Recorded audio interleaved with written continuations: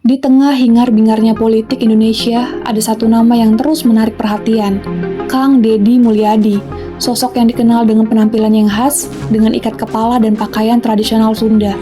Ia bukan hanya sekadar pejabat biasa, tapi dia adalah sebuah fenomena.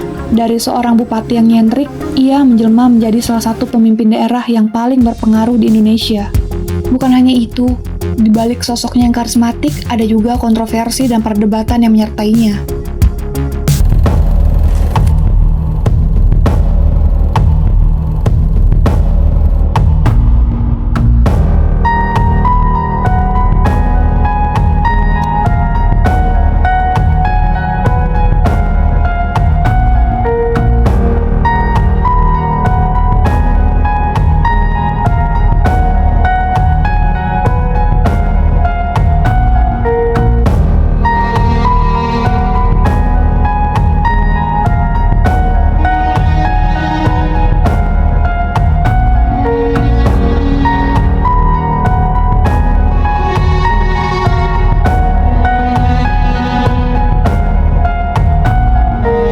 Disclaimer ya guys, jadi cerita ini kita dapat dari berbagai sumber yang sudah beredar di media sosial dan sudah kita rangkum. Untuk lebih jelasnya, yuk kita bahas di True Story.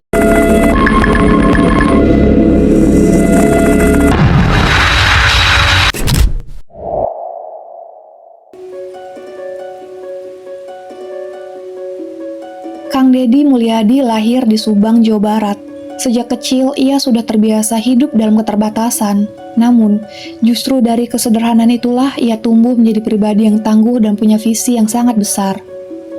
Karir politiknya dimulai sejak tahun 1999, dan puncaknya adalah ketika ia menjabat sebagai Bupati Purwakarta selama 2 periode.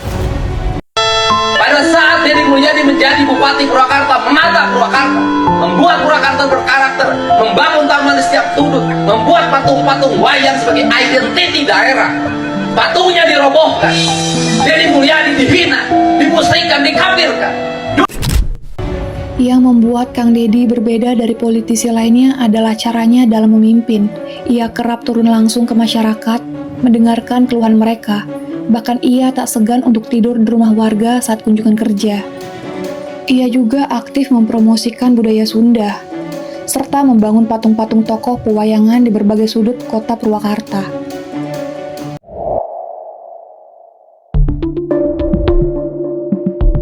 Namun, tak semua kebijakan Kang Deddy diterima dengan tangan yang terbuka.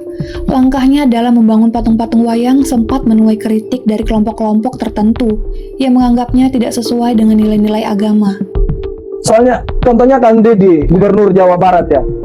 Kita lihat teman-teman, mereka tuduh Kang Deddy di mimbar-mimbar, mereka teriak, Deddy itu adalah pelaku kesyirikan. Si Deddy itu bikin patung di Purwokerto ya, Purwakarta. Mereka menuduh, saya tidak pernah melihat Pak Deddy membuat patung terus suruh masyarakat sembah itu patung. Saya nggak pernah lihat itu. Tetapi tak hanya itu, saat menjabat sebagai gubernur, ia juga dikenal sebagai pemimpin yang tegas terhadap aturan. Salah satunya saat ia menonaktifkan kepala sekolah di Depok karena melanggar larangan studi tour keluar provinsi. Hari ini sudah ada keputusan tentang penonaktifan Kepala SMA Negeri 6 Depok karena dia melanggar surat edaran gubernur yang tidak boleh siswanya berpergian ke luar provinsi. Salah satu kebijakan yang membuat nama Kang Deddy Mulyadi makin disorot adalah saat ia mengumumkan penghapusan pajak kendaraan bermotor roda 2 di Jawa Barat. Kebijakan ini sontak menjadi angin segar bagi jutaan warga yang setiap harinya mengandalkan sepeda motor sebagai alat transportasi utama. Ia menyatakan bahwa beban ekonomi masyarakat harus dikurangi, terutama bagi kalangan yang menengah ke bawah. Kami juga memaafkan kesalahan warga Jabar yang sampai saat ini masih nunggak pajak kendaraan bermotor. Langkah ini menuai banyak pujian, namun tetap tak luput dari kritik, terutama dari pihak-pihak yang menilai kebijakan itu beresiko mengurangi pendapatan daerah. Kang Deddy juga pernah bersuara keras soal banjir yang sering melanda wilayah hilir seperti Bekasi dan Karawang. Ia menyoroti dampak negatif dari pembangunan villa dan objek wisata di kawasan Hulu Bogor yang tidak terkendali. Yang sebesar-besarnya terhadap warga Bogor atas musibah bencana yang dialami pada saat ini, banjir yang meluapnya luar biasa. Salah satu faktor penyebabnya adalah berubahnya kawasan puncak dari kawasan kebun teh dan kawasan hutan menjadi kawasan tempat rekreasi dan bangunan-bangunan villa yang bertebaran sangat luar biasa. Menurutnya, alih fungsi lahan di daerah resapan air menjadi kawasan wisata menjadi salah satu penyebab utama banjir bandang yang terus berulang-ulang.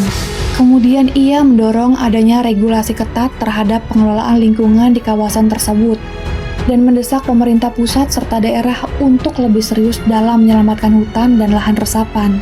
Kebijakan ini menunjukkan kepedulian Kang Deddy terhadap isu lingkungan dan keberlanjutan kawasan hulu sebagai penyangga ekosistem. Saya minta dibongkar semuanya, dikembalikan menjadi kawasan hijau. Itu nggak apa-apa di bawah pengelolaan provinsi, kita yang namang pohon. Ya rugi kita katanya harus bayar ke investornya 40 miliar, bayar aja Bapak. Kang Deddy bukan tipe pemimpin yang hanya mengikuti arus. Ia punya visi sendiri dan tidak takut untuk menjalankannya.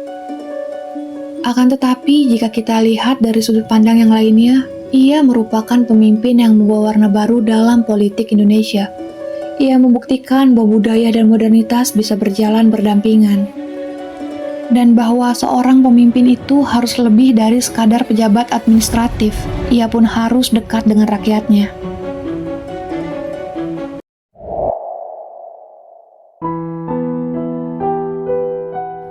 Kang Deddy Mulyadi bukanlah pemimpin yang mudah untuk dikotak-kotakan. Ia bisa menjadi inspirasi, bisa pula menjadi kontroversi. Namun satu hal yang pasti, ia telah meninggalkan jejak yang sulit dihapus dalam sejarah kepemimpinan di Indonesia. Bagaimana menurut kalian? Apakah Kang Deddy Mulyadi adalah pemimpin yang ideal? Atau justru terlalu kontroversial? Dan apakah Indonesia membutuhkan sosok pemimpin seperti Kang Deddy agar negara bisa perlahan beranjak dari keterpurukan? Tulis pendapat kalian di kolom komentar. Thanks sudah nonton video ini. Jangan lupa untuk subscribe, bunyikan tombol notifikasi, like, komen, dan bagikan ke seluruh teman kalian. Semoga banyak pelajaran yang bisa kita ambil dari semua kasus-kasus ini dan bisa melihat sisi positifnya. Sampai ketemu lagi di cerita selanjutnya.